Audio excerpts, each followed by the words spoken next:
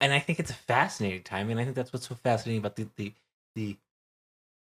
deal to go get Gavin and McKenna, right? Like it's like, and I think that's why it kind of felt a little stunning. It was like, we don't really know what we're doing with basketball programs. We know what we're doing with the hockey programs, though. Like we know there's a clear, we're going to invest in this, right? Like we're going to spend money, we're going to make this better. And I think that's why what was so kind of jarring, and also as we kind of like talked about, because you made a good point, like there was a stretch last year that they weren't that good, but they were still selling out the arena. Like over the last 2 seasons, they have led or been one of the top teams in the country in hockey in terms of getting butts in seats. And particularly 2 years ago, what were they really doing? Not that much. So now it's like, what's this next? Like why do this investment, so to speak?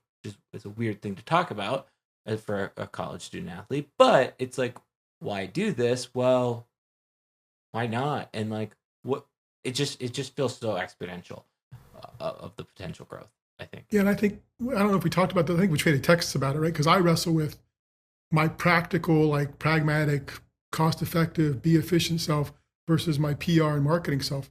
That practical part, you're investing in Gavin McKenna and all that comes with him to win 2 games. I mean, realistically, they can't win any more than they did. I mean, they can win more games, but they can't be any more successful next year than they were this season, except for 2 games. They need to win in the Frozen Four. So they're investing in him. They're investing in the other NHL caliber players they're bringing in.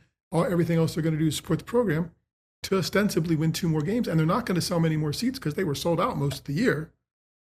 So it is an investment in a bigger thing. It's a marketing thing where the next NHL player decides they want to come to Penn State, where the program itself is positioned as maybe second on campus, right? Like maybe it's football and hockey, right? At some point down the line, pretty soon.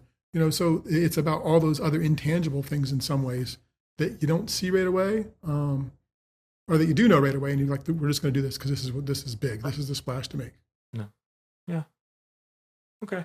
Cool. But business as usual as they're making splashes. Yeah, it's a weird time because you're right. Like, and I didn't watch press conference or read that much about it, but based off of what you've told me and a couple quotes I've seen online. Would you expect anything else from Guy though? And I that's kind of endearing to me, just knowing Guy and we just happened to get this quote unquote generational talent, but you know what we're going to do? We're going to shoot the puck 600 times and we're going to block 600 more shots. And that's how Penn State hockey is going to play. And I just think that's funny. Yeah. I mean, and to his credit, someone asked about McKenna's creativity. He's like, look, he's creative, right? Like he's got good hockey IQ, but we're not going to ask him to change or do anything about who he is. But at the same time, we don't ask anybody else to change or do anything about who they are.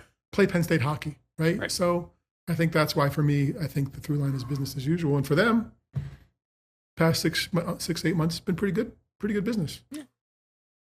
It's booming. All right. That's it.